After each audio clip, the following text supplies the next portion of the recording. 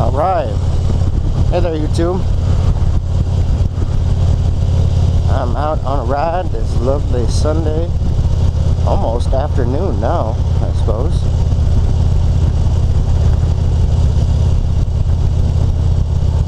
It is a perfect 64 degrees with a little bit of humidity, not a whole lot. But I figured I would bring you guys along and talk about some things that are on my mind. I'll keep for the slow speeds here so that my face mask doesn't fog up. But in case you haven't watched my previous videos or any videos that I've done since I got this bike,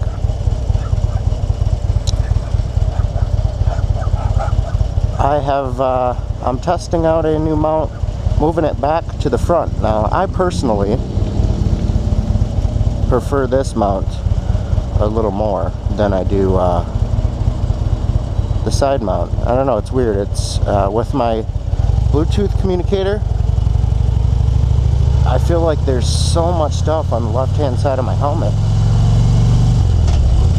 that it makes it hard to like get to my sun visor, and I couldn't use the modular portion of my helmet because it was right over that split, basically. So I've been kind of trying to figure out what exactly I want to do to move this back into front mount, because I feel like it brings you closer to the action. Now with this, I also am trying out a new mic mount. Instead of having it closer to my mouth, like down here in the right hand side, I've moved it to the left hand side and it's up closer to my eye. Now with my visor open, I'm hoping that I've got enough wind protection on this mic so that it doesn't come out too poorly as far as the sound goes, which is why while I'm riding with my visor up here, I'm going to try to stick to lower speeds, and as I get faster I'll bring that visor down. Hopefully the sound isn't so bad. I know you guys can't necessarily see this, but my good old Hero 3 Plus Black is starting to come to the end of its life cycle, to be quite honest with you. Just gonna let me go here. I think it's coming to the end of its life cycle. I was really upset this morning. I shot probably a good half hour, 45 minutes worth of video this morning after reorganizing my headsets and reorganizing my mount and my mic and everything, and got out and shot about a half hour, 45 minutes worth of video, and get home and there's no sound. The little connection point that goes into this adapter for the mic on that old microphone that I've got must have gone bad, because I'm not getting any audio out of it. And I can play with the attachment point, and I tested with the GoPro app. I can play with the attachment point and get it to record audio for a little bit, but it wasn't worth it for me. I went back to one of my El Cheapo mics, and hopefully I've got enough wind protection on here so that the video doesn't sound too terrible. I was really pleased last year with the mic that I had picked up, because I thought it got much fuller sound. So we shall see, while I'm in the market for a new mic here, how this one plays out. But my GoPro lost the front camera protection mount, and I can't use the waterproof housing without like drilling it all out so I can get my mic in there and stuff. So my lens is just bare to the world at this point, and I'm gonna go with it until I can figure something else out. I don't necessarily want to go with the Hero 5. Like my GoPro, I've shot several hundred videos with this thing, and I really do like the mic itself, or the camera itself. And I didn't feel like there was enough of an upgrade for me to pull the trigger on the 4, so I figured I would keep my 3, run it to the end of its life cycle, and upgrade to the 5 when it came out. But with all the stuff that I've got with my Bluetooth communicator and the GoPro and now the mic and stuff, I don't really want to put that big audio box on my helmet too. I feel like you just have so much stuff around your head when you're trying to motovlog here. So I wasn't overly impressed with the Hero 5.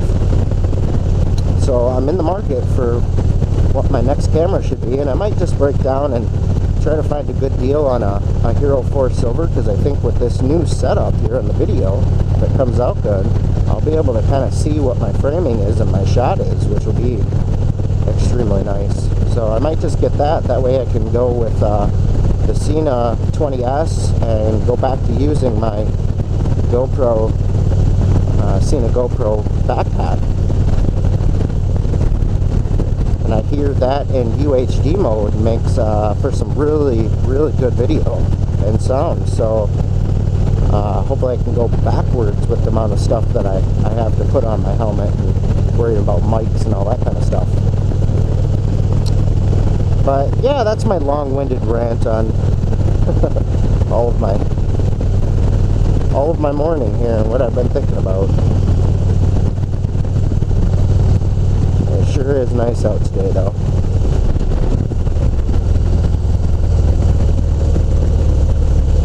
Can't complain at all.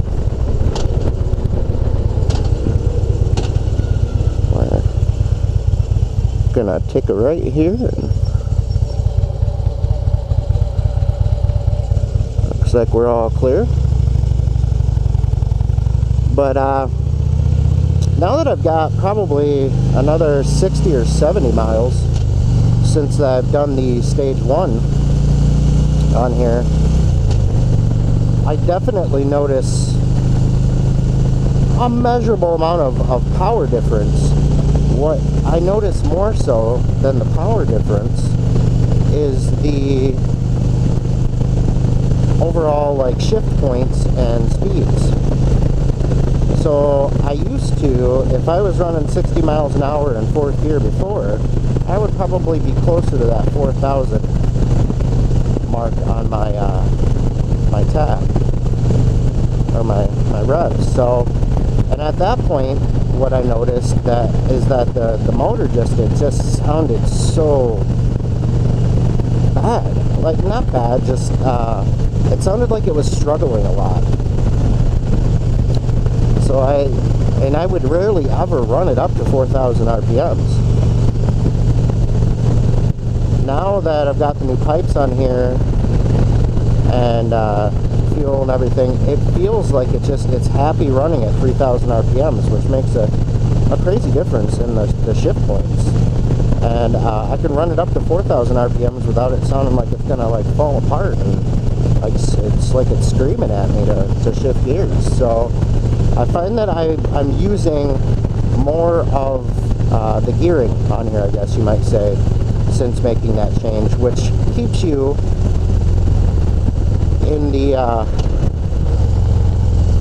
in the power range longer.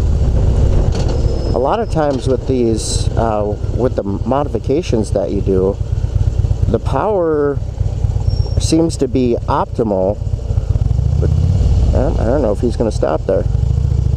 The power seems to be optimal between that 25 and 4,000 RPMs. And the longer you can stay in there, sometimes 25 is on the low side, but you seem to just get so much more torque and power if you stay in that range and you're shifting. So the longer you can stay in that range without overtaxing the bike, the better the performance will feel. And in my opinion, this is how the bike should come from the factory with Harley, to be honest with you. But because of EPA and all that kind of stuff, we know that's never going to happen. Man, it is just beautiful out here today. This is the first truly nice day that I've ridden my bike this year. And as of the mileage that I put on here this morning, I finally got the stable fuel out of my tank here. I always hate the smell, and it just seems like it doesn't perform quite as well when you're running that stable stuff in your fuel. And it's the first tank of the year, because obviously you want that in your bike over the winter to protect all of the fuel lines and the fuel injectors and all that kind of stuff. So I definitely fill up my bike at the end of the season. I run it for about 10 minutes or so to get that stable worked into the system, and I haven't had really an issue with any of the fuel on any of the bikes that I've had. But that first tank of the year just always doesn't seem like the bike's quite as happy. So I finally got fresh new tank of gas in here. I ran the whole tank almost completely out, down to about 0.2, 0.3 of gallons left, and then filled it right back up with fresh fuel. So we'll see how she runs now, and hopefully she'll run quite a bit cleaner.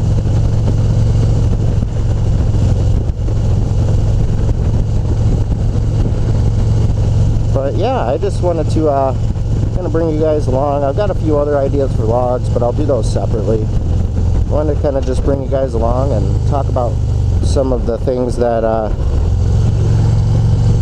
that was a bad shift point there. Some of the things that were kind of on my mind and on my Sunday Funday ride.